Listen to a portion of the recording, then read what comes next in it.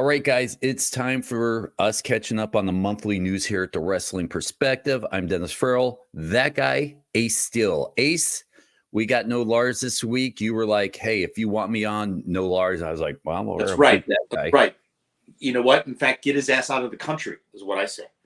And you know how expensive that was on the Wrestling Perspective budget to buy him a ticket to the UK just to have you on? I understand, but it's a new year, new budget. Let's get rid of him early.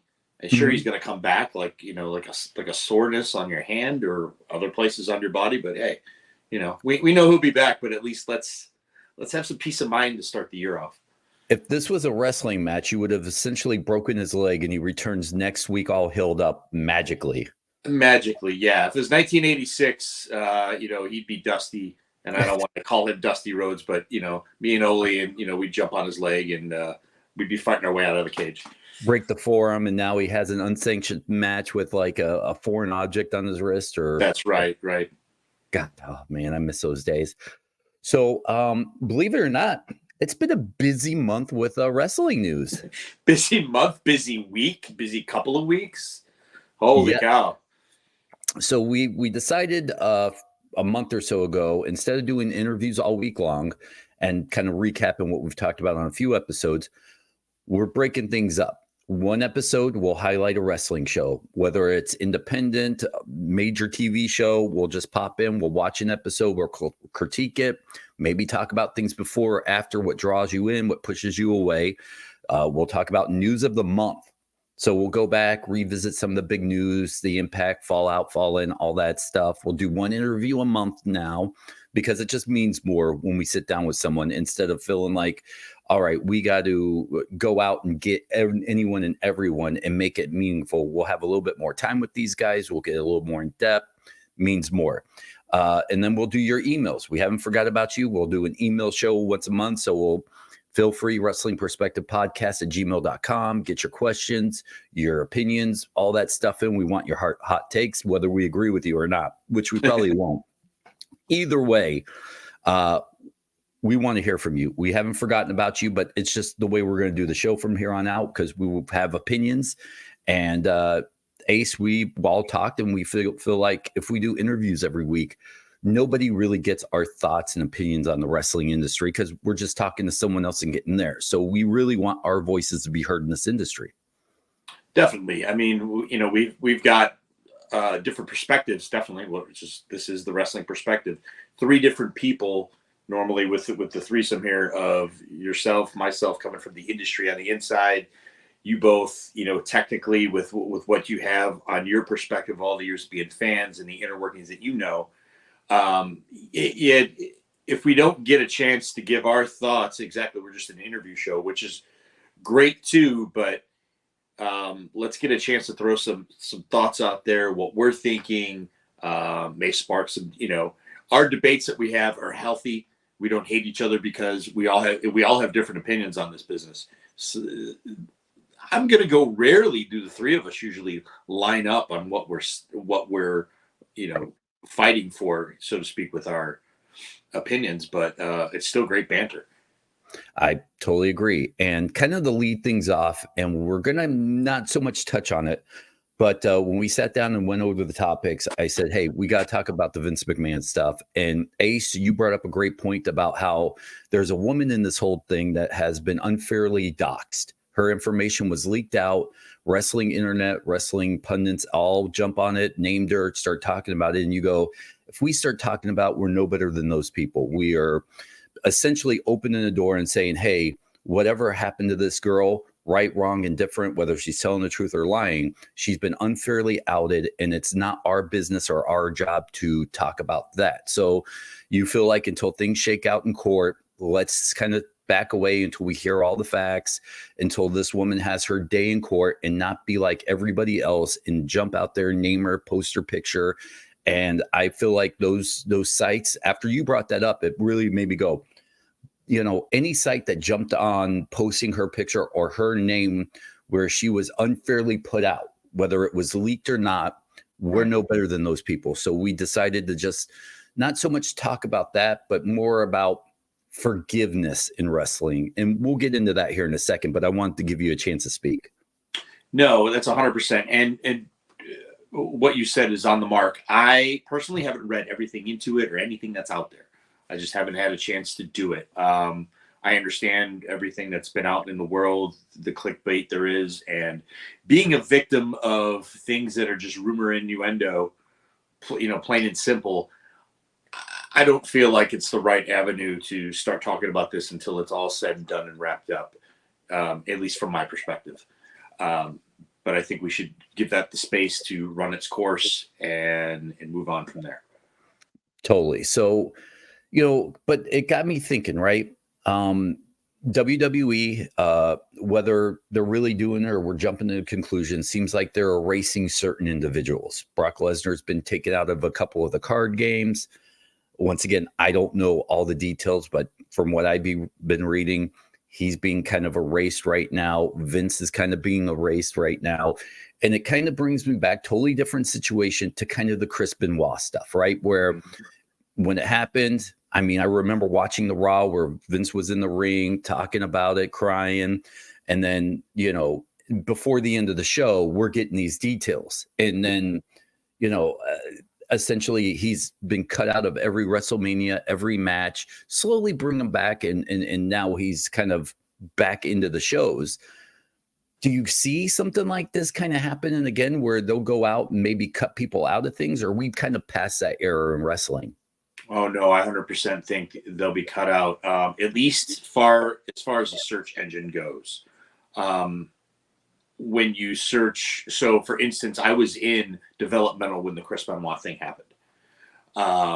And when you're looking at from a career perspective and from the professional perspective, you aspire to be that type of wrestler. And when that happened, it crushed a lot of us because we looked at that as a model in so many ways of your in-ring work, this, that, and everything. And then that horrible, horrible tragedy just, it negated the career so much. Like, you can't glorify him in any way, shape, or form.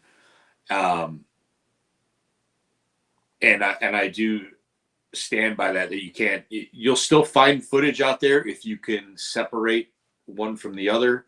It's still on the network or it's still on YouTube. You, of course, can search it because that's a different thing. But for a company to put that on a pedestal in any way, shape, or form, it's still monetizing it. If you know you can go there and find it, if you know what you're looking for, you can find said footage. Like whenever they show Eddie Guerrero, the end of WrestleMania 20 was when Eddie, Eddie comes out with Benoit and they both raised their hands. They both won the titles at, on that show. And you don't see that piece of film anywhere unless you search it out.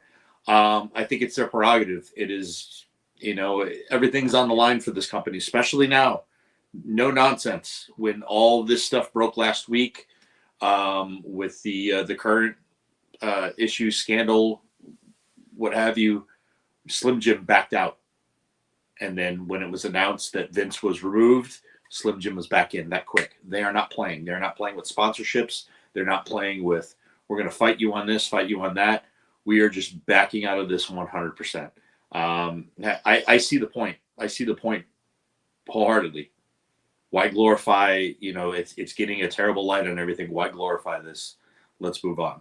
And can you, now I don't mean to cut you off, but I do have to kind of ask this, but for me, sometimes I can, sometimes I can't. And it's not fair, but sometimes I can go back and watch a Chris Benoit match and go, wow, this is great. Sometimes I'll turn it on and go, I can't do this. Same thing with like Michael Jackson music. For the most part, if I hear a Michael Jackson song, I kind of skip it. I probably listened to it enough and I know the kind of guy he was. And I'm pretty sure there's a million examples of the Jonathan Major stuff with Marvel.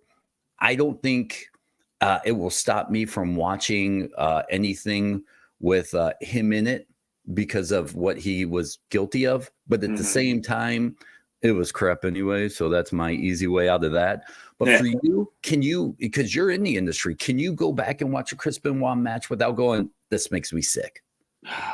There was a time I there was a time I couldn't. I mean, to be honest with you, like, again, there were so many of us that idolized that type of work ethic the ring work, the intensity. If anything, in my career, I was intense. In ring work was intense. You wanted to emulate that. You wanted to, this was, not everyone could. I'm not saying I did exactly. I'm not comparing myself exactly in ring work to that step, but you aspired to be that type of wrestler.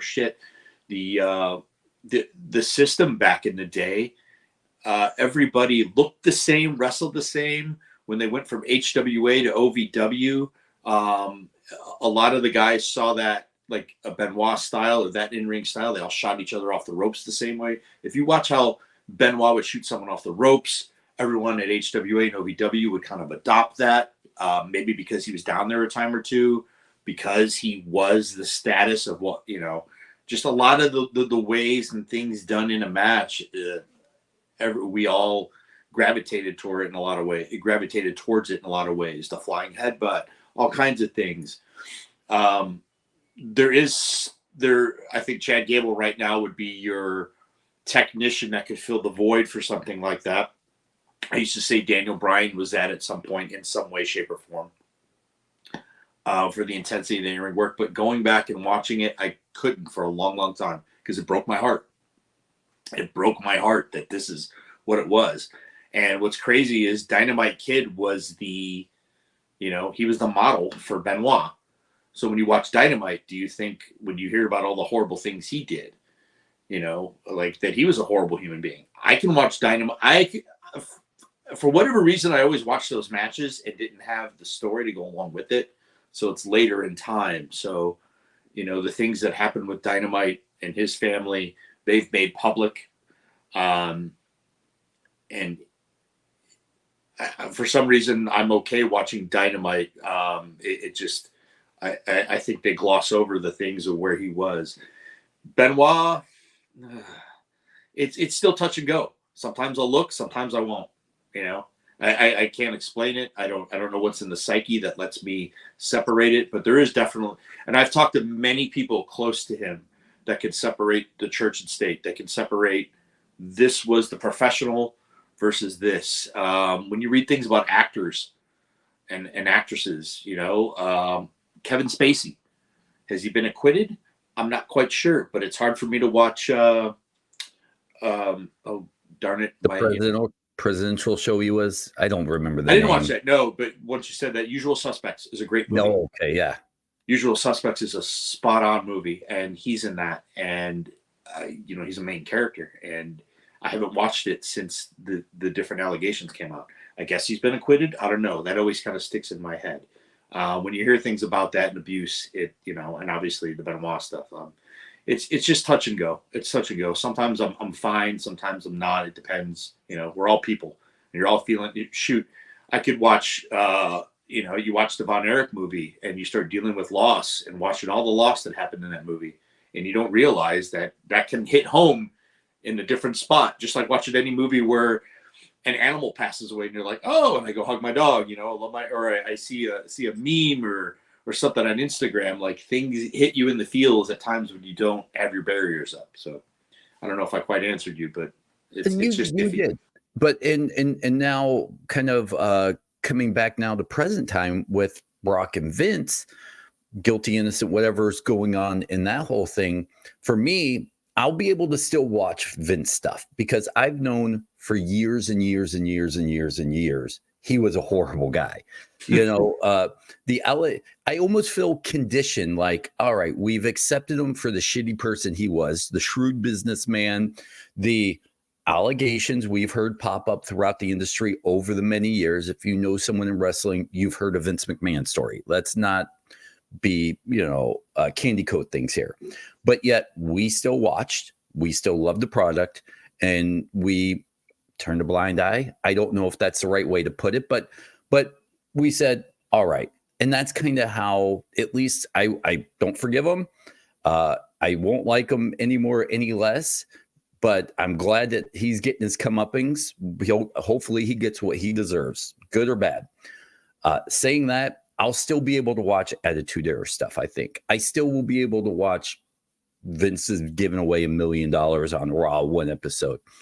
I'm sorry. That's just how I am. I don't think it's going to stop me from watching Brock Lesnar stuff as the main event big guy he was. Now, will I stop at praising them? Yes. Sure. But will I let it stop me from enjoying an era of wrestling that I've enjoyed? Probably not.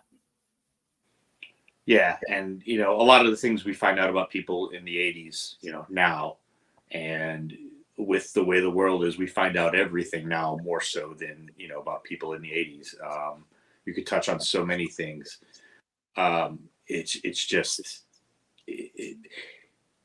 I can't explain it. I haven't watched anything with him in it. I think it's up to the individual. Do you have this big stance on it, or are you just gonna just let it just plays on television? Like I said, when things went on with Kevin Spacey, it again broke my heart. Like, I can't watch this movie and enjoy an actor that abused people. But if he's been acquitted and he's been found innocent, okay.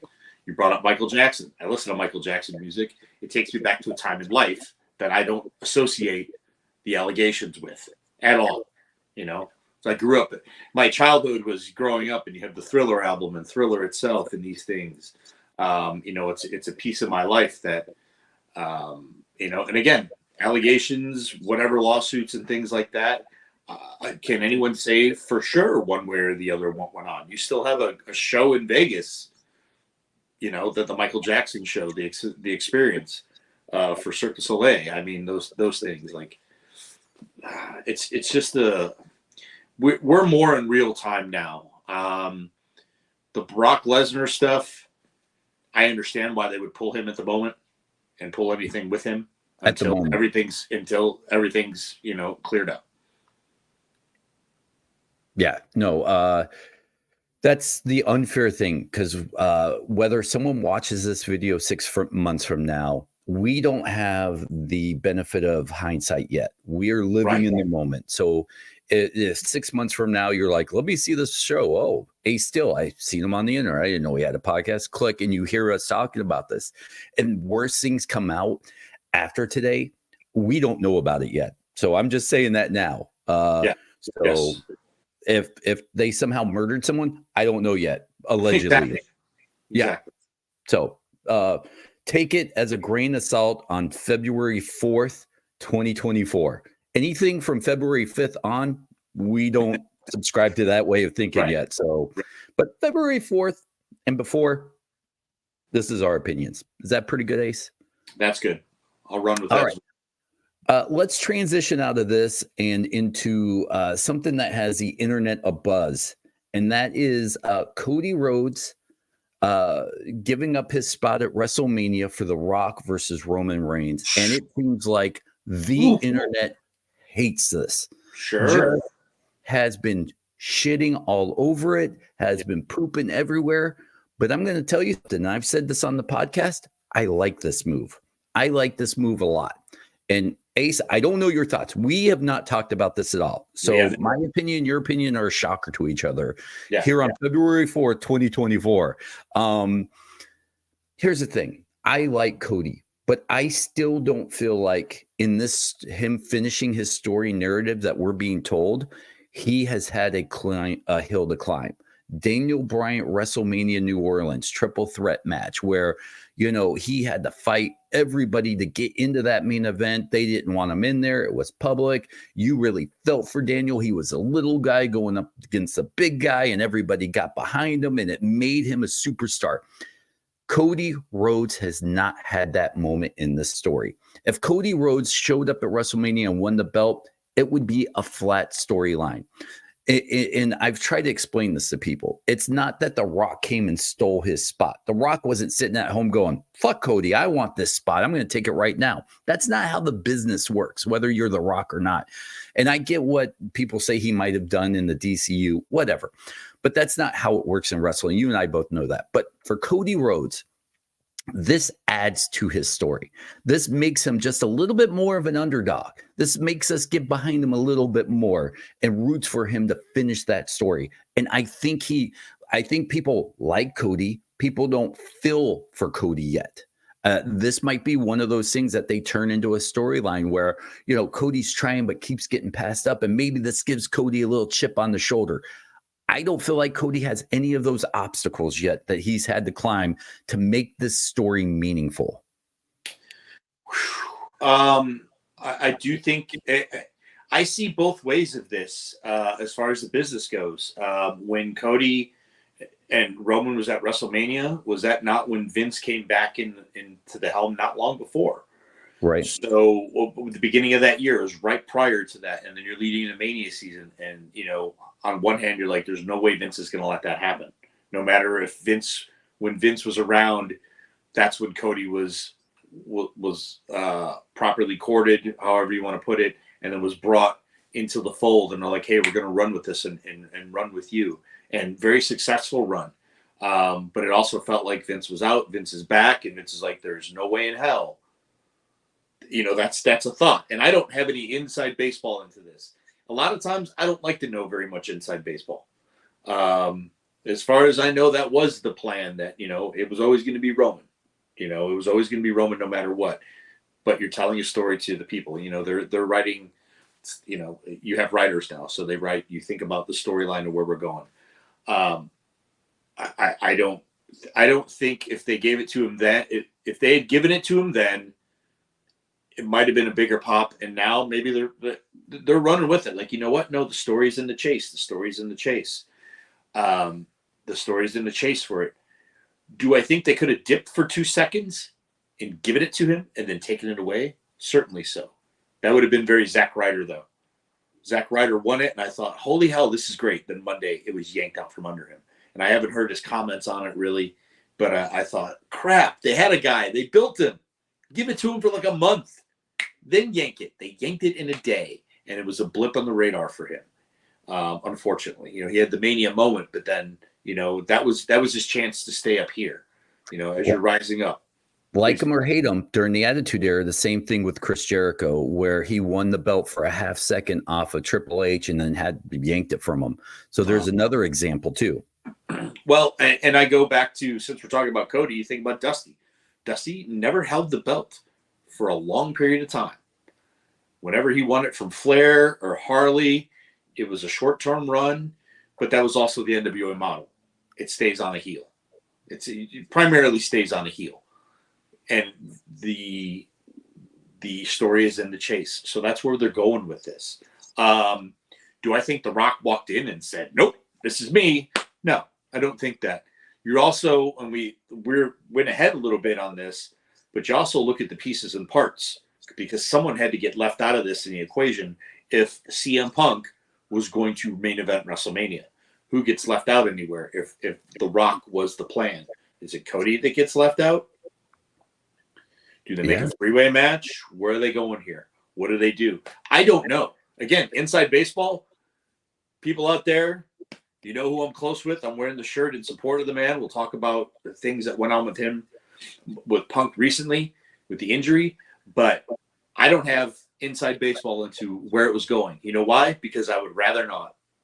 It's more, believe it, even though I am in the know and should be in the know, I would rather sit and watch and see what happens. I just would rather sit and watch and see what happens. Same thing happened in 2011 when Punk won the Money in the Bank and left and went home. I actually sat there and went, the match was about to start, and I looked around and I said, oh, crap, I don't know the finish. And then someone that looked at me and said, do you want to know? I said, actually, no, leave it. I just want to watch. I just want to watch it and enjoy. And then I got a text message that said, hey, Ace, we're out back. He took a car home with the belt because he walked out the front door of the Rosemont Horizon with the Allstate Arena, will you? And I didn't know. And it was great. I mean, I wanted, if there's any part of me that had to be a fan, that's the part, that I want to have. That's what I think all wrestling fans are missing when they click on and read all these different things. So I think, I don't know where they would have gone with everything. If Punk was going to main event WrestleMania, there were plans in place for Mania.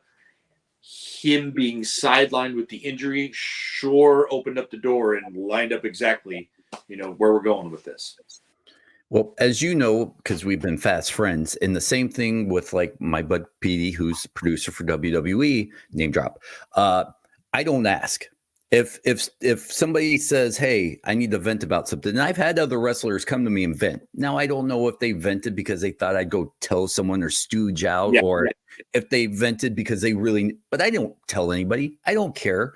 I'm not a wrestling news guy. I just like to talk about it. I don't want to be a headline or a news breaker. Not what I ever set out to do. So, like.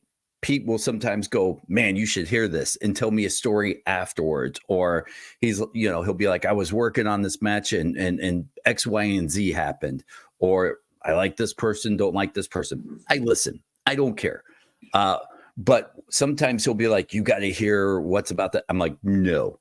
I don't read dirt sheets. I've said this a million times on a million podcasts. I don't read dirt sheets. I want to be surprised. When Shane McMahon came back for the first time, 4 or 5 years ago, generally surprised. Do you know why? I don't know what's going on. Sure. I think the only time I ever asked was recently with Punk coming back to WWE.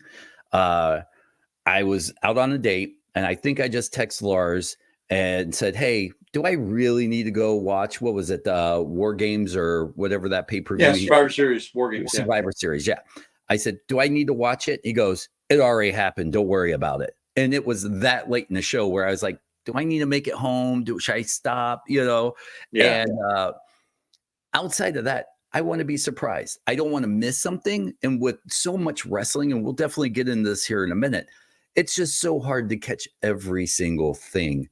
So sometimes you just need to be told, "Watch this episode tonight." And that's all I need to hear sometimes. I would not be a confidant of many people if I didn't keep my mouth shut. With different people that tell me different things. Again, the inside baseball. I mean, sorry that we are on a wrestling podcast, but I'm not spilling the beans anywhere. Again, this is not a dirt sheet. This is not giving you some type of rumor or what we may have heard or what I may have heard or what I know. Did I know the man was coming back that night? Yes, I knew that, but I wasn't telling anybody because, number one, just be a fan. Just be a freaking fan. I just told you what I know, and I still was excited to see it and watch it. I still, fanned out for watching him have that moment. But when other things are to happen, I don't want to know either. I'd rather be surprised. The fun is in that. That's the way I grew up as a kid. I remember when the wrestling lines, and this is how far it goes back, is it 909-9900, call the WCW hotline, or we had one in Chicago called Blackjack's Wrestling Hotline, some crap like that. Or you would actually see in a wrestling magazine, depending, there's some like kind of half-ass magazines that had pinups and stuff. They would kind of tell you something that was a little more inside baseball than Pro Wrestling Illustrated. Pro Wrestling Illustrated was like your People magazine with, different little tidbits, but, a lot of stories were just written. I think it's more fun to be a fan. And I tell everyone around me that's associated with me, I don't give any spoilers to anyone. Sometimes I'll even look at Lucy and say, "Nope, not telling." How many times have I ever asked you anything? No, you've never asked me anything. Like, you could have asked me point blank and I would have went, "Do you really want to know?" I mean, I don't. No, it ruins it. And I've finally told people, like, just be a fan. Just be a fan. Just be a fan. And please, with the utmost respect, just stop fucking bugging me. Because I'm not going to tell you. Because that's, again, I wouldn't be a confidant of anyone if I spilled the beans all over the freaking place. I wouldn't talk to me either. If I was that way. Outside of that, you're not doing the wrestling business any favors when you start saying, "Guess who's coming back this week?" Because you want people to watch for the surprises, and that's why you watch wrestling. You watch it to go, "Oh, did that just happen?" Whether you like it or not. And I think that's lost. And when you were talking, it reminded me of I almost still remember one of the days I went, "I don't want to know anything of wrestling." And it was like the early stages of the internet, while all the dirt sheets and stuff became searchable and you could type in things. And the big thing was learning the wrestlers' real names. Do you remember that kind of period in wrestling? Sure. And I realized very quickly at that point, like, I don't give a damn what their real name is. This is the guy I'm watching on TV. That's who I'm cheering for.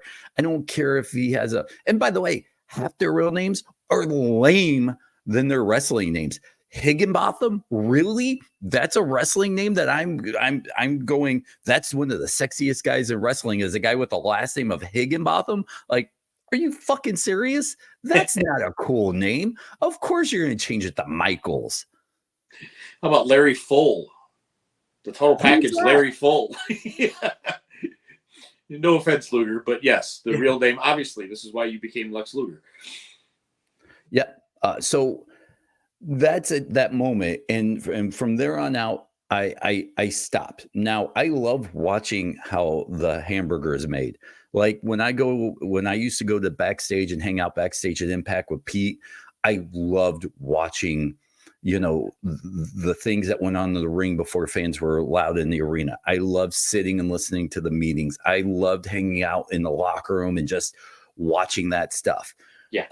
That is a thing most fans will never get to enjoy. And I've got to do it for several years, week in and week out, when Impact was close. Getting one of the coolest things I ever got to do was back when I was married and I was just trying to get out of the house a lot. It was me, Pete, and oh man, who was the creative guy behind the list of Jericho? Oh, Jimmy Jacobs. And we all were in a car. We drove from Michigan to Toronto and back, and just listening to the conversations and, going, holy cow, here's like two of the coolest people on earth hanging out with me. I get why hanging out with wrestlers is intoxicating. Sure. Well, I mean, wrestlers hanging out with wrestlers, that's what this business and learning was built on, car rides and getting to listen to somebody with knowledge or kicking around things. That's where some of the most creative things come from. And that's, again, stuff that you won't experience unless you are on the inside of the wrestling industry or you have a friend that is. I mean, think about it. Back in the day, you wouldn't have been allowed, period, to do that. You know? I used to say to Harley, I was like, wow, such a hard business to get into. I don't know if I would have been, because I wasn't an amateur standout. I played sports, but I wasn't great at anything. The only thing I did excel at was what I wanted to do was, in ring and be a pro wrestler. And he would say, don't say that. It's, he looking at me like, I think you would have been just fine. I'm like, well, I think it sounds like it was different. And he's just like, it's not as much different as you make it up to be. Yes, maybe a bit harder to get in because there were no wrestling schools. But if you had the want, the love, you would have, and the aptitude and all the other tools, of course. Not just because you wanted to do it, you freaking got in it. But having the same tool, like everything in my toolbox, put it back then. He was giving me that respect of, no, you would have been just fine to do that. Yeah, it's more fun to be a fan. Be a fan, people. Be a fan. It is more fun. It's more fun to be excited. And I realize that's revenue for people that do this, but gosh, it's such just, there's more gossip than actual reality out there nowadays. And it ruins the stuff, because what if you were waiting on CM Punk to show up and he didn't? What if he didn't? What if he didn't show up? Well, I will say this, and it was kind of known. Listen, I know that he's not the most popular guy around, but he's still a friend of mine. But like Sean Ross Sapp, and several times Sapp would say to me, WWE is on a media tour making fans known that CM Punk isn't showing up to Chicago. This was before the talks started happening. You have a better idea of when the talks officially started happening than I do. But I know that the talks were not as early as people thought they were in him actually coming back. Yep. So, but Sapp would say to me a lot like, holy cow, WWE is going out of their way, making it known to fans, don't buy a ticket to come to this show expecting to see CM Punk. And could you imagine the riot if Punk did not show up? Because I can guarantee you half that stadium was filled just to see him. Sure, exactly. I mean, so go back to my first TNA pay-per-view that I produced at, and there was talks of me getting into a match, but there was a buzz around him possibly showing up at TNA. And okay, you know what? Just because it was in Chicago and somehow the buzz got there, people knew I was backstage working or, you know, with a job interview. He was around. They'd already been a report because he'd been, you know, he's got friends there. he's got friends, and he's, you know, wanted to come say hello. Same with WWE when that happened months earlier. You know, he was invited, he showed up, ultimately had to be escorted out because that was a different situation. But he went there specifically to say hello, and then the rumors and everything started. And that was, but nothing happened that day. That wasn't, people will say, well, now we know why he went back there, because he was searching for a job. People, that MFer don't got to search for a job. No. They want him, they'll call, and they make a deal. He was simply going to say hello to people and just shake hands, kiss babies, say hello to the world. Hey, I haven't seen you in a while. Let's clear a slate. Let's say, you know, like it's been a long time, a lot of bad blood out there. Let's go back. Let's, you know, let's work together. You know, let's just be in this world together without hate. Why do we have all this hate or disdain? Because it doesn't matter. It shouldn't keep us up at night. And that was just a soul doing the soul well. The whole other stuff, but again, I go back to TNA, like there was a talk of, say, if the lights went down and then came back up with, you know, it was Impact going into TNA. They were going to play the TNA video of everybody searching again for, and do you think if the lights go down, they're going to think it's Punk? And I wholeheartedly said, yep. Yes, I do. I think, you know, and then this happening or me being here, just me being associated because they know that we're close. It just, yes, let's change course so that way they don't think that, because you don't want the crowd chanting CM Punk, CM Punk, CM Punk, and they didn't. And it worked out perfectly for them that night. They weren't chanting CM Punk and didn't think he was coming because Randy Orton appeared. You know, It was great. So the fans got a double whammy that night. But again, but back to the Rock and Cody Rhodes stuff. No shit. Yeah, we went way. But this is why I love doing this stuff, because you never know what direction it takes you on. Because we're about to go into the Punk injury. So, but I do want to do you like the direction? Because there are times in wrestling, I feel like we waited a year too long to get a matchup, or we've never got that dream matchup. Although I never felt like Undertaker versus Sting was a dream matchup. I had to see two totally different wrestlers, two totally different sizes. But you know what? Roman and The Rock is something I want to see. I want to see it before The Rock is 1 year too old and it doesn't look good. And yes. Trust me, as much as we think that The Rock is in amazing shape, it could be 1 year, 6 months, and that match does not look good or isn't believable. Oh, yeah, I agree. No, I like the direction. The only thing I don't like about this direction is that Rollins came out and talked to Cody about where he wanted to place his title shot.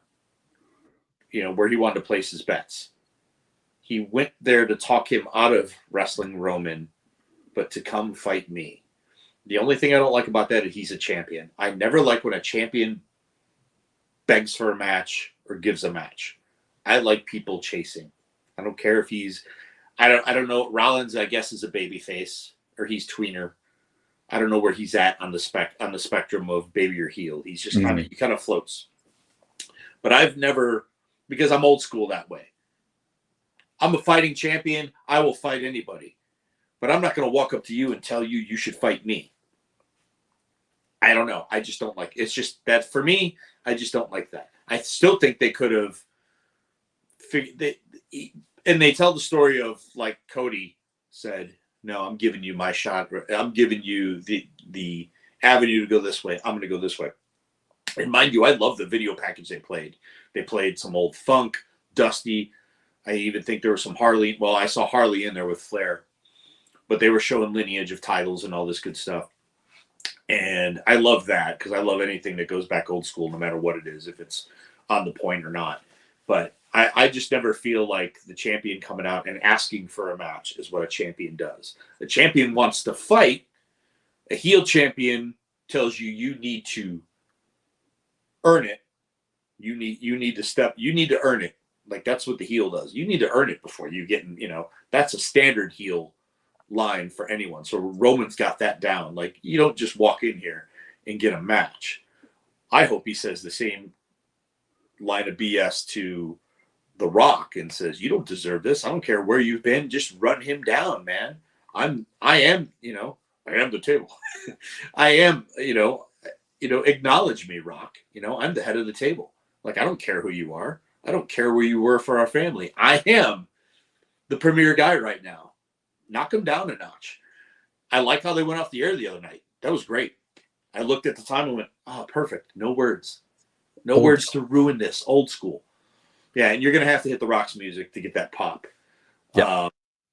But old school of just going off the air, I'm like, oh, now you have to tune in next week to see what happens. And then now the Rock should be just heavily placed to see that go on. I will say I disagree with you a little bit, and I acknowledge the fact that you've forgotten more about wrestling than I will ever know. But I'm coming from a fan's point of view with this. Sure. And with Seth Rollins, I liked that promo only because I kind of need to be told how important that belt is because it's so new. There's not a history behind that belt. Okay. I'm not a Rollins fan, but I don't hate him.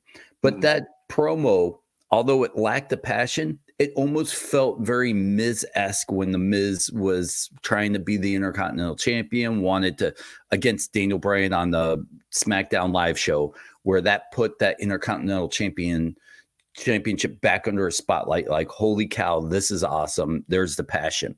That promo, I left it going, that belt feels a little bit more important now since Seth came out and told me about it. Since Seth said, hey, this is who I am. This is how I'm building this belt. This is who that guy is. This is who I am as a champion.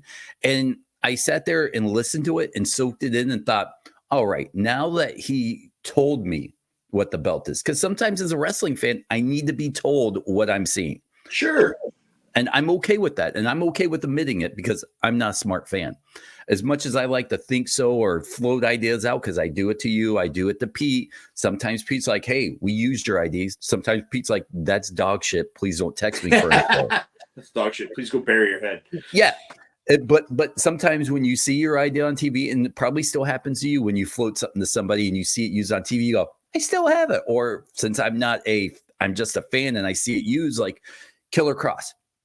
When Killer came to Impact, I'm sitting there watching them go through the match. And his first match, when he was doing the TikTok thing, was against PD and it buried him, right? And I'm sitting there watching and they go, hey, Dennis, as a fan, what do you think of this? And I said, well, all right, in the match, if he comes out and he's dominating you and he's been taunting you, there should be a moment where, you might have a half a comeback, right? We know it's not really, but you're just defending yourself. And Cross leans down and says, come on, put me in the Canadian Destroyer. And you stumble up, you go to lock it in, and he just lifts up slowly and backdrops you. I go, that would be just perfect. And then he goes, great. And then they were like, hey, we don't have a name for his finisher. What should we name it? So I'm like, what is it? He shows me, and like I'm going through the internet, looking through a thesaurus and coming up with names. I think we named it like the Cross Jacket or some shit like that. But I came up with that, and it was like, holy cow, that's my fingerprint. So I've been kind of lucky, but like I'm not a stupid fan. I'm not a super smart fan either. So I guess to go back to that whole, I like to be told. And when I was told about that belt and how that belt is, I understood it a little bit more. Does that make sense? 100%. I mean, you sold it to me more.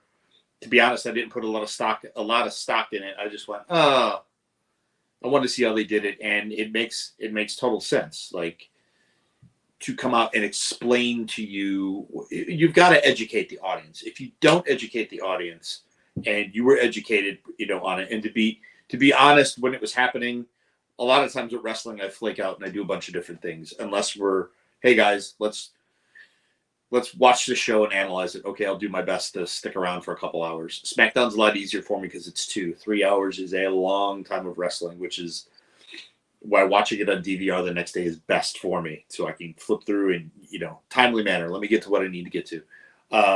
No, educating the audience exactly why. Just my point of I just never liked that. But yes, this is why this title. I mean, I see your side. I see your side.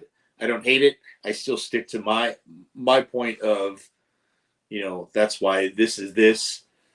That's why this title is what it is, why it's better and more prestigious than the other. Do you really want that, or do you want this?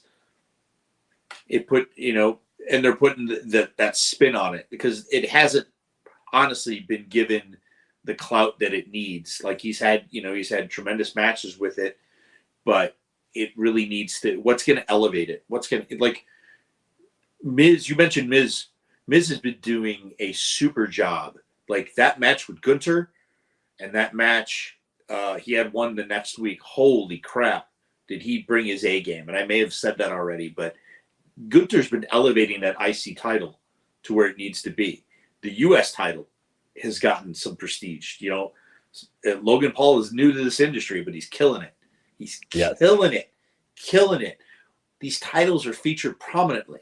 So when you go back to the old days, or the old WWF days, of people are just, the titles are flip-flopped around, or your U.S. champ just gets beat openly by the world title for no reason.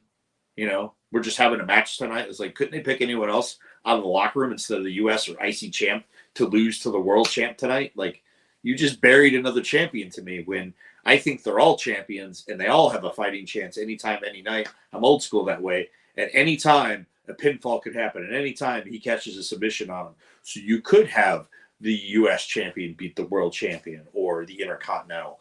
That the industry for WWE was not set up that way for the longest time.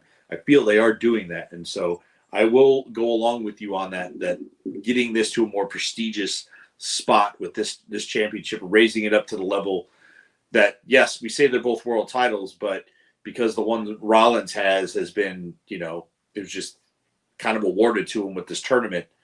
Now it needs to be raised up to that level as well. So I'll run with you on that. Now, real quick, before we jump in the Punk thing and wrap up the podcast, as a wrestling mind, if you didn't like how they did it and someone called you and said, "Hey, Ace, how would you get this belt across as a major championship real quick? How would you do it?" Man, it's hard because of the way it was introduced.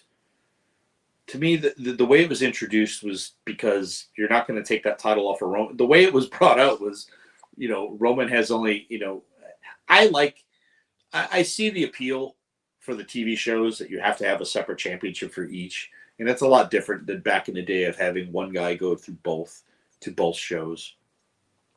Mm-hmm. And you're burning out your champion. And it's a different industry. It's a way different industry.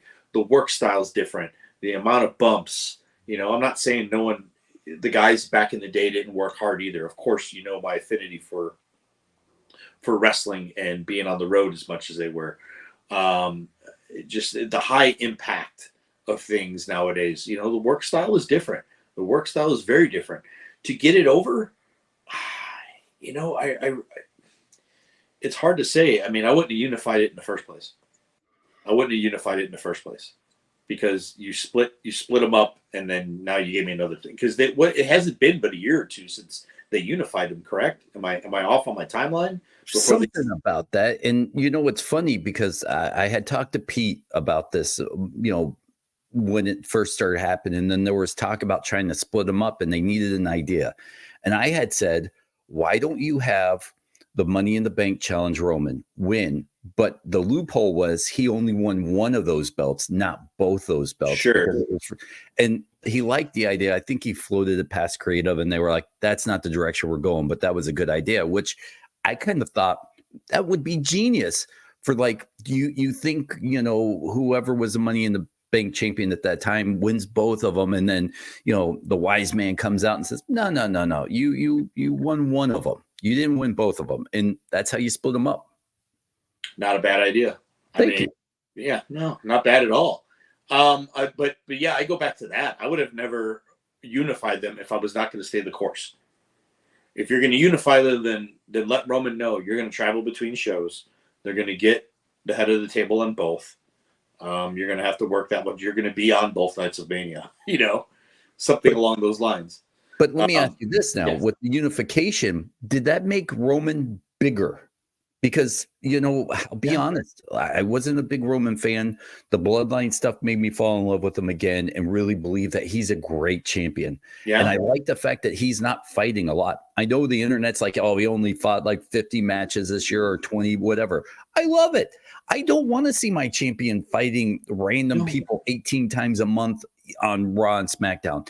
I want to see my champion sparsely. That's what the old school I grew up in was.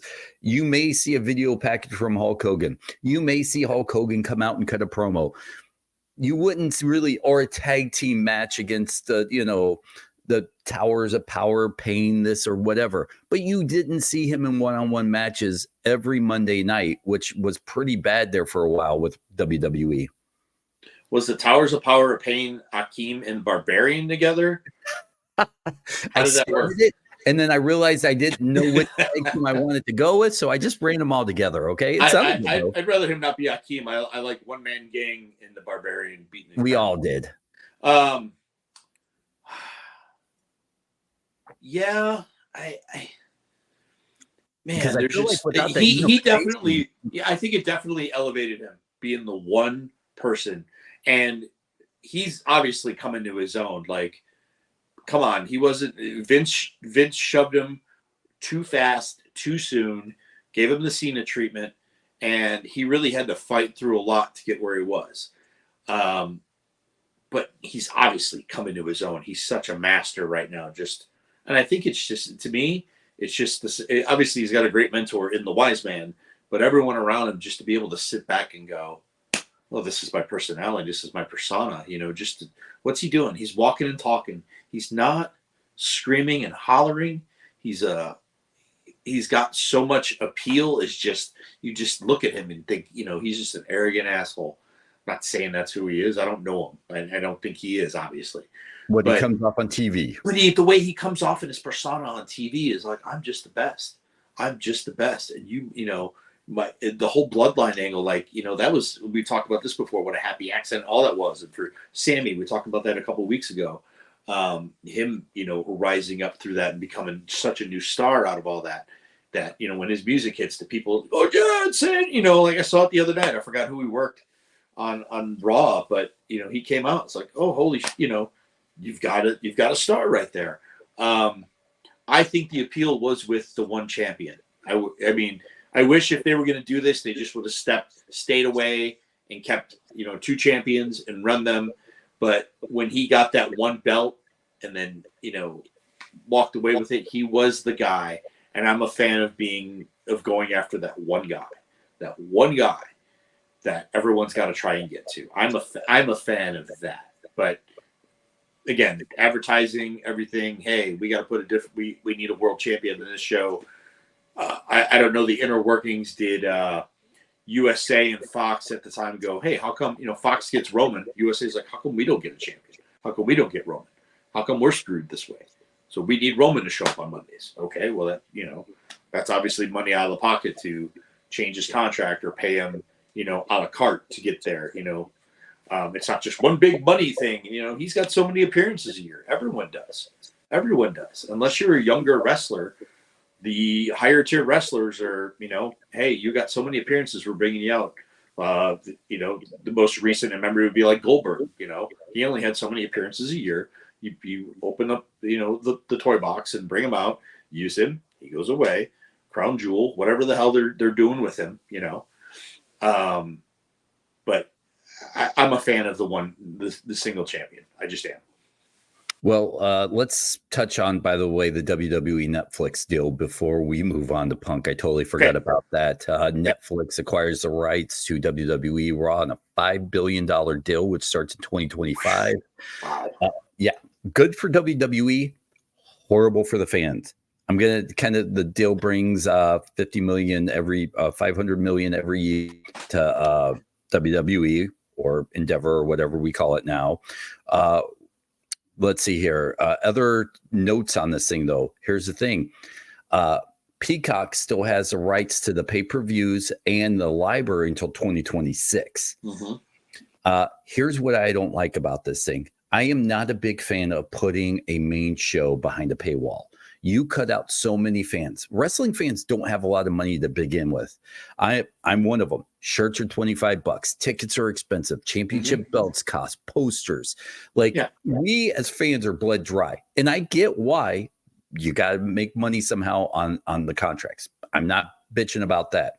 But when now Netflix before this deal has raised their price twice last year, and it's not cheap. And you know that once 2025 hit, that cost is going way up. It's not going to be cheap. So now you have to decide, can you afford Netflix and Peacock? Because do you want to watch the old library? Do you want to watch the premium live events for an extra year?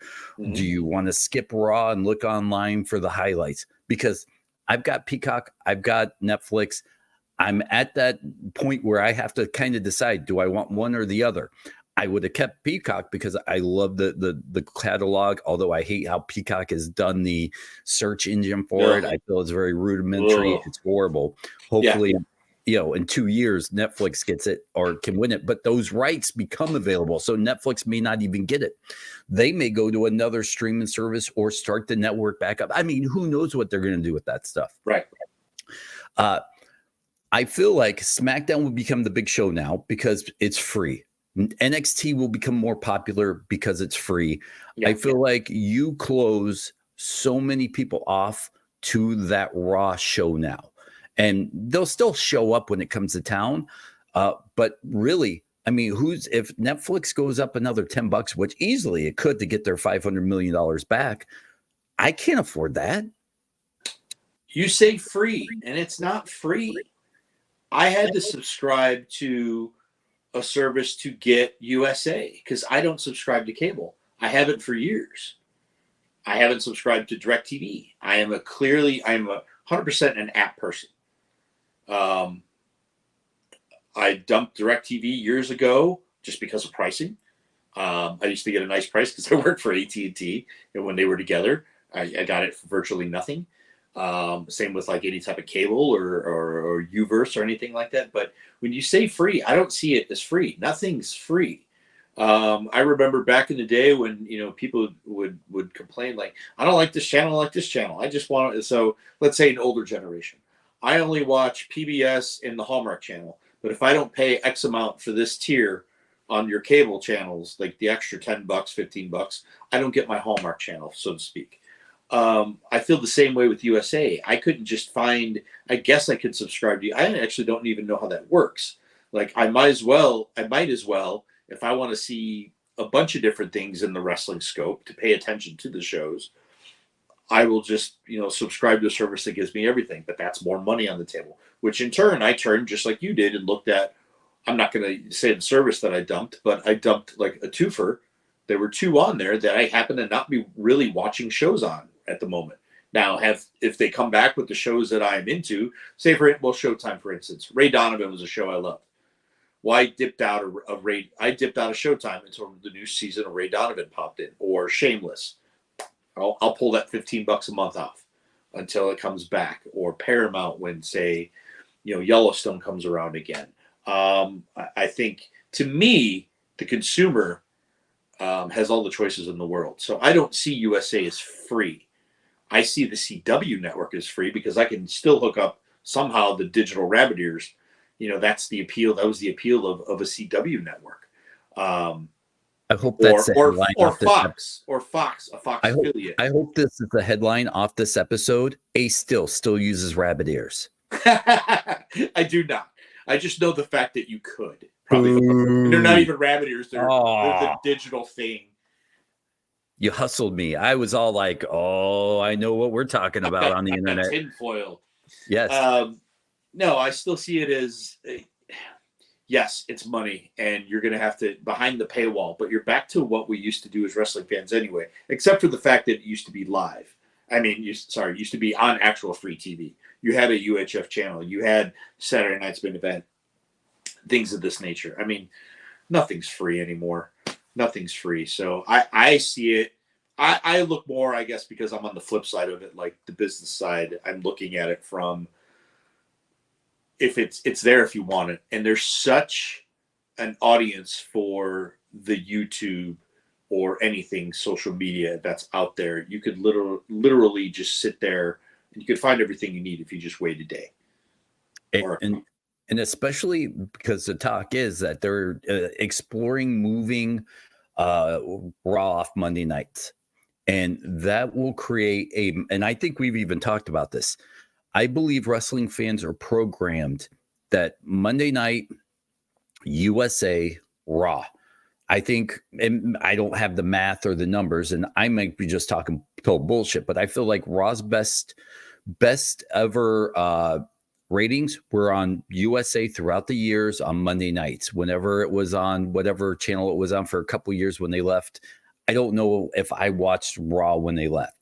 And if they leave any show, if USA goes out and gets a NWA, if USA goes out and gets a TNA, I know those are all under contract, and Right.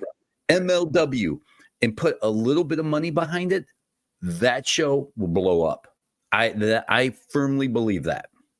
I mean, it's quite the platform, no matter what. If it moves off, and I see what you're saying. You're conditioned for this night of wrestling, just like back in the day. And no one's going to remember this, but you and I, must see TV on Thursdays was the Friends Seinfeld lineup. Seinfeld used to be on Wednesdays, and it didn't really catch on. But Family the whole Matters, the whole Thursday night, but that was the must see TV night. When I was a little kid, Friday nights on CBS was like Knight Rider, the Dukes of Hazzard, like stuff like that, or the Incredible Hulk in the 70s. Like these shows were on that channel. Puma for a short time. What's that? Oh, I think there was a show called Puma where a guy turned into yes. That was on that night too. Come on now, I remember that stuff. Yeah, see, we're going way back into the vault, but I do subscribe to that in a lot of ways. But I think you're a fan of that content. You're going to follow it wherever. I hope they just keep things intact. It always breaks my heart when, the network's done it, which is why I'll watch some old stuff on YouTube. I want to hear the Rock and Roll Express come out to Rock and Roll is King. I don't want the like whatever goofy music they gave them for, now they're in the Hall of Fame and we give some bland, studio music to them. Like I want to hear the actual songs, but I understand copyright wise why that doesn't happen. Lars would probably just blow up about that completely, I'm sure, because that's his industry. Who? Yeah, exactly. Yeah, Freddie UK, whatever the fame is.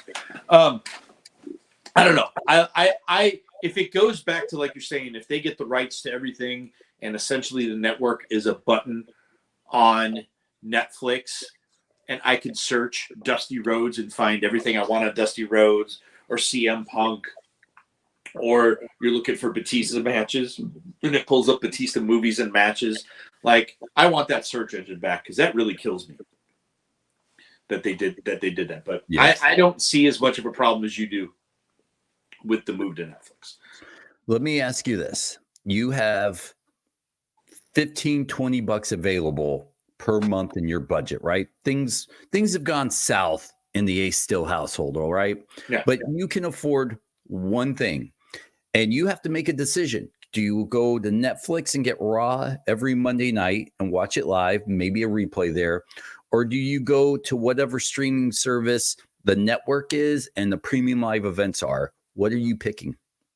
I'm going to the network and premium live events. I want to see the premium live events, and I want the catalog. I think for a year, this is going to be a decision a lot of people have to make. I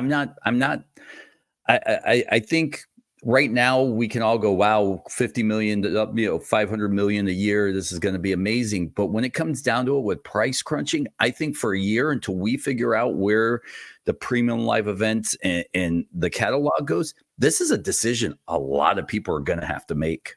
Sure. And I mean, and I didn't even consider the other person in my house, that she's going to go, no, I watch these shows on Netflix. We can catch up on this later. Okay, you're right. For me personally, I love the catalog of the network. I love to watch older stuff and go into that. Or, hey, in background, like they did a lot of, there's a wrestling roundtable they do. I can't remember. It's called Old School, that they went in and they do interviews about they'll talk about Texas wrestling or this and that, and they'll have J.J. Dillon hosted by Jim Ross or Mean Gene Okerlund. Do you know what I'm talking about? It's an older show that they had on their older network, the Wrestling Classics back in the day. But I love watching that as background, or I'll pop up and I'll look. They'll talk about Andre. They'll do things like that, like those little just pieces that they've done, or the rivalries. Like I had on the other day, Dusty Flair rivalry that you could find on the Peacock on the network section of that. That's the stuff that I watch. I'm different than another consumer.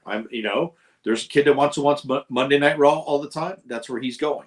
He's going to Netflix to watch that at that point. That's just me in my age bracket and where I'm at. But again, like I said, if I consider the other person in the house, she's going to be like, no, we watch this and this on Netflix. We'll catch up on that later on. Or you do the old thing where you used to go to a buddy's house and watch pay-per-view. Not that I like many people, I want to go to their house and watch a freaking pay-per-view. But do you want to come over? Yeah, I'll be there. I'll set up flights every month. There you go. I honestly thought you'd say no. I'm going to put out a great charcuterie board. We're going to sit back. We're going to watch it. Maybe rub each other's backs. Who doesn't like watching wrestling with a good back rub? We're going to have so much fun, Ace. You had me till the back rub. Oh, I thought that was going to sell it, honestly. All right. And now I had to sign another NDA. Thanks. No NDAs here. I want you to leave here telling people what you've seen. Trust me, I want your picture is on a dartboard. So let's wrap this up, because I only thought we barely struggled to get to 40 minutes, and I don't know what we're going to talk about. Here we are, an hour and 6 minutes in. Let's wrap this thing up and talk about the CM Punk injury. Yeah. Of course, him, I don't. And remember that part of the show where, if I know something, I'm not going to say it. How quick is this segment going to be? Oh, well, I knew it right away, and heartbreaking for a guy that just came back. And it's the opposite arm that the tricep. This one's on his right one. The last time his tricep went, it was the left. So it's the right one. It's just a shitty thing when you get older.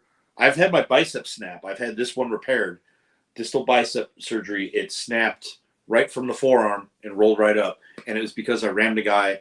It was more damage done over the years because I started reading up on it immediately. How do you know? I should have known because I felt it and it just rolled up and my bicep was jelly. No bruising either, but it happened because I rammed a guy into a buckle and it was just overuse. You could pick up a box literally and something snaps on you, I've had a left one, someone pulled on me and pulled my arm just a little bit and it tore it slightly. Things just happen. Look at Randy Orton with the shoulder injury way back when. Triple H's quad, just the different things. People with neck surgeries, it's just shit luck. It's just shit luck. Heartbroken, all of us in the family, those that are close to him, brought him down, but he's getting lifted back up by staying active with the company, by not just going away and disappearing off a new, rehab land. He'll stay, I believe, just working with the company in a, promotional force, rehabbing. They'll give him the time to come back when it's time, not rush him.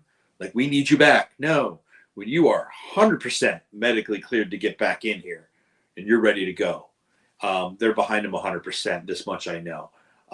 For him, from the standpoint of, man, he was coming back and all this was happening. No one wants to hear that things happen for a reason. Don't know the reason for this right now. I'm a believer in things happen for a reason. I don't know the reason for this right now. Don't know. But I know this guy's killer at comebacks. And this MFer can make a comeback like no one's business. So, if you look at the, here's the boosting up of my friend. He's the top 3 merchandise seller, 3 shirts of his since he's been back. And he's been in one televised show in the Rumble. I thought he killed it when he came out, crowd pop. He was rocking and rolling. He looked great. hitting all, just basically running a comeback. He hit the ring, made a comeback on every bam, bam, bam, bam, bam, which is how I feel like the Rumble should be. You slide in, you hit your signature moves, you do all this crap, do all this shit, and then you're tossing people, you're trying to toss people over, which I think a lot of people miss the point of the Rumble. You can only win if you get tossed over the top. So I was always taught to Battle Royal, don't lay on the mat because you'll get stepped on. So once you hit your spots, get to trying to knock someone over the top rope. I think that gets missed a lot.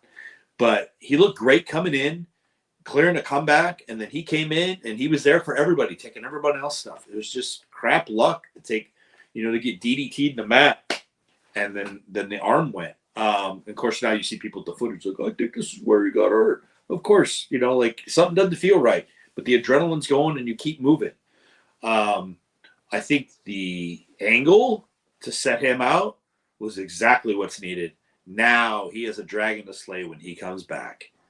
Drew McIntyre is happy. I prayed for you to get hurt, and the dude got hurt, and it happened with him. Man, the stuff, when he comes back, that's a house of fire. He's gonna just shoot a blowtorch at him and just go right through him, So yeah, I think so, but who knows? Let me ask you this. I'm asking Ace Stell of the Wrestling Perspective, not the Second City State crew. Is there a role for Punk on TV until he comes back? Definitely if they want him on commentary.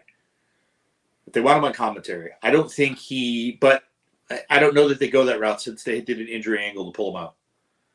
Since, they did the storyline of him, being, he stomps on his arm. He did, there's a physicality that puts him out. I personally don't want to see him on an on-screen role unless it's in the meantime he's doing NXT TV or something. Like, I really don't want to see him on the same show as Drew McIntyre because his sole focus would be going after Drew McIntyre. Okay, well, I can't fight you. Well, I'm going to try. We've seen people hit by cars and fork trucks and all these things, But I feel like the fact that they did the injury, that a lot of people think they put the storyline to it now, that a lot of people think he's faking it, which is hilarious. That is a storyline 100%, which, of course, it's wrestling. So you've done so many of those, like, oh, well, let's do this where he hurts guys. Like, I don't ever like the angles where they say someone's dangerous in the ring, because that just puts out puts out bad juju, I think. Now, if something happens and you go further, kind of like when Cody tore his pec and they kept moving through it, I don't want to see CM Punk on TV doing commentary while Drew McIntyre's in the ring. Not until he's ready to come back. In this time, I want to see him in promotional things for WrestleMania. I want to see rehab videos. I don't want him to go away in people's hearts. I want to see packages on him. I want to see YouTube things. I want to see him out in the world doing stuff. I don't want him to go away. As a fan, I want to know what's going on with him on his comeback trail. I don't want him to disappear like it happens so much. I wouldn't mind a couple like television spots where he's trying to get into an arena and WWE wouldn't let him in because he's not cleared, because he's just trying to get at him. Not like an every week thing, but once every while you see him trying to get in, not wearing hokey masks or a hood, but he's walking up and you know what I mean? Sure. Like, he's like, sir, you can't come in. He's like, I'm CM Punk. I work here. You're not medically cleared. We're told you're not allowed to be in the building. And, he's just, I'm going to get you. Yeah. One day, one time, start building up you never know when. And maybe you can build it towards like, this is going to be Drew's big moment to win. And then when Punk's ready to come back, he ruins it for him. And you can kind of do something like that. But I want it to be where Punk reminds us, I'm coming to get my comeuppance from you. And sure. You don't win. It may be during your match, it may be a pop-up. I may be standing at the arena when you walk by. I can't touch you right now, but when I can, it's coming. Yeah. I like that when he's ready to come back. Okay. Any face-to-face is ready when he's about ready for physicality himself. In the meantime, I just want packages of him. I want him out, promoting the WrestleMania. You know how they send people, to he could still go to Australia and promote, the Elimination Chamber, like, hey, I can't be in it. I'm heartbroken, but maybe that's too soon for Flight. Do you think I could get Punk to come here with a charcuterie board and watch wrestling with me? Possibly. Make sure there's, yeah, he's eating good proteins now. So, but it'll have to be very lean. So, and he's not gonna go for the back rub. You don't think so? Nah, probably not. You said probably, which leaves the door cracked for like maybe if the mood is right. Like, listen, I'll dim the lights. We can watch SummerSlam '89 together. You can show up. We all laughing and giggling. Maybe he looks over and says, "Man, my shoulder hurts a little bit." I'll be like, "Hey, I got this for you, buddy." I don't want to be there for that, even if that's going to happen. But I you used the wrong sure? word. Am I sure? Yes, I'm sure. And I said probably being nice, and then there again, you went and you took it just a step too far. Let's just say no. We'll go with no. Is that a hard no or a soft no? Because I feel a little given. I'm not using either one of those words behind the word no. It's just going to be no. All right. Well, we'll definitely talk about this. Whether you're hard or soft about this situation, you've turned this podcast into something very odd, and that's where Lars should fill in. I feel like you're beating around the bush. You're not giving me a clear answer here. It's left very murky, your answer at this point. So we're going to leave this podcast at that. A cliffhanger even. Maybe next week we come back and you go, he talked me into it. Maybe we never see you again. I don't know. Lars will be back next week. He'll be like, where's Ace? And I'll be like, so there's this thing about back rubs. There's this thing about back rubs. And he showed up just to drop me off a coffee, and now he's in my freezer because I killed him. Yeah. So, all right, guys. This was only meant to be 40 minutes. It's an hour and 16-minute long podcast. Ace, this might have been the most fun I've had talking wrestling in a very long time. I'll say it is pretty enjoyable. One of the most enjoyable times talking to you because it is usually painful. But hey, before we go, usually ask for things to promote. Opening, not this time. Yeah, go ahead. The one time you have something to promote, I was like, we don't promote this week. March 3rd. March 3rd. I had 3 in the brain. March 1st, the Foundation of Professional Wrestling opens up in Orlando, Florida. I have secured a building, and I am opening a school, teaching the Harley Race principles. Principles taught to me by the man himself, NWA World Heavyweight Champion Harley Race. We are focusing on a great foundation that you can take all over this business. I've also branded every workshop I do for the next couple of months. On the 10th of February, I'll be in Kansas City at the KC Pro Academy with the Foundation of Professional Wrestling workshop, again, utilizing the Harley Race principles. I'll be at Hybrid Wrestling in San Antonio and up at Remarkable, and that is in March. And in April, I will be up at Remarkable Wrestling in New York. Everything can be found, Aces of Steel right there, hitting the ground running this year with these workshops. And they're called workshops, not seminars, because we work. I'm not just going to tell you stories. I want to make sure you learn something. And I'm excited about the school. I'm excited to get some students in here. And I will put the website up again. If you go, the website's up and running. I'm getting there with everything as far as pricing and all that. It will be reasonable. It will be comparable to the world. But know that you're getting 100% a guy that came from the Performance Center, a guy that's came from everything current in pro wrestling. What I've seen out there, what I think is lacking, what is needed in our business. I haven't had a school since the days of the Steel Domain in the early 2000s, which spawned CM Punk, which Lita came through, WWF Hall of Famer Amy Dumas. Lita came through. Adam Pearce was with us, and he'll tell you, I'll put all the quotes up of, humbly, he'll say, champion Adam Pearce. Put a little respect on his name. NWA Heavyweight Champion, current WWE official, as well as the other. I had the great honor of Grayson Waller putting me over on a podcast not long ago, talking about how I helped him out in NXT, and so many others that are currently being brought up to the roster.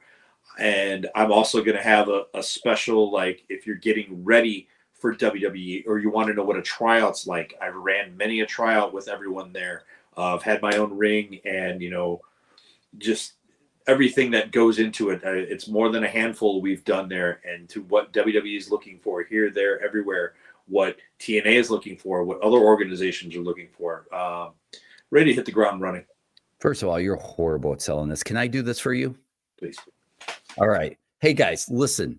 If you want to get into the wrestling industry and you want to do it by someone who has been accomplished, not by some guy that's been like the most famous independent wrestler in your town, don't go there. Ace Stell right here. He has his fingerprints on so many main eventers right now. CM Punk. Listen, Ace, you were one of the guys in the NXT pipeline. Who were some of the names that you've touched coming out of there that has a little bit of that Ace Stell philosophy on them? Well, I said Grayson Waller was kind enough to put me over on there. A lot of guys coming up. Austin Theory was in the class. We worked with him. He's up there. Trick Williams, who I just saw a couple of weeks ago. He is killing it out there. Carmelo Hayes is coming up now. He's now on the SmackDown roster. I'll just throw this out there. Over in Japan, you have Alex Zane, who works for New Japan. Anthony Green, who works for Pro Wrestling Noah, is currently living in Japan. Like, these people that spawned out of a class of mine. Anthony Henry over on the AEW brand is over there killing it. These people were in my class, and I have a fingerprint on them, and I'm excited to do this venture. So sure, you can go get taught by the most famous indie wrestler in your town, or you can get taught by Ace Stell. Once again, he can teach you the WWF style. He can teach you how to do it on TV. He can teach you how to do it in the indies. He has Rhodes in the TNA, Rhodes in the NXT. This guy has the connections that the guy that's training you pretends to have. So go see Ace Stell. Ace, do you have any contact information right now for anybody who might be interested in kicking the cans on this thing? If you go to the Aces of Steel Instagram right there, it'll have the links for everything. I've got the website up and running, so you'll have links for everywhere that'll go to the Foundation of Professional Wrestling. It'll tell you about it, and then we'll have all the info up there. But you can start there, and you'll have an email address, everything to contact me there. As things get going, he will come onto this podcast like he always does. Sadly, we've been trying to get rid of him, but he won't go away.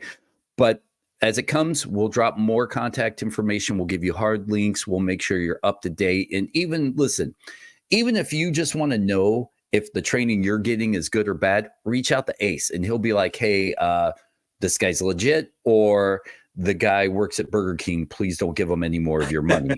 So trust me, I've been trying to do a school here and nobody signed up for it because, either way, and I would not be endorsed by Ace, trust me. And he's almost a friend who won't let me rub his back. But make sure you stay in contact. Ace, one more time, what is the name of that school? The Foundation of Professional Wrestling. All right. Here in Orlando, Florida. From the Harley Race coaching tree. That's a huge thing in football, the coaching trees. You have the Bill Belichick and you have the Bill Parcells. Harley Race, once again, huge legend in the name. The people that have come out of his schools who have gone on to be massive stars who are now teaching everything Harley Race has. That's one of the guys. Harley Race, the Heart Dungeon, iconic. Anyone who's been taught by those guys or out teaching other people, that's who you want to be taught to. Ace, how is that for selling? Wow, nice job. And I didn't even give you any precursors or any coaching on this whatsoever. Nope. That's what I do best. That's right. What he does. That's what he does. Off the top of the head, off the cuff.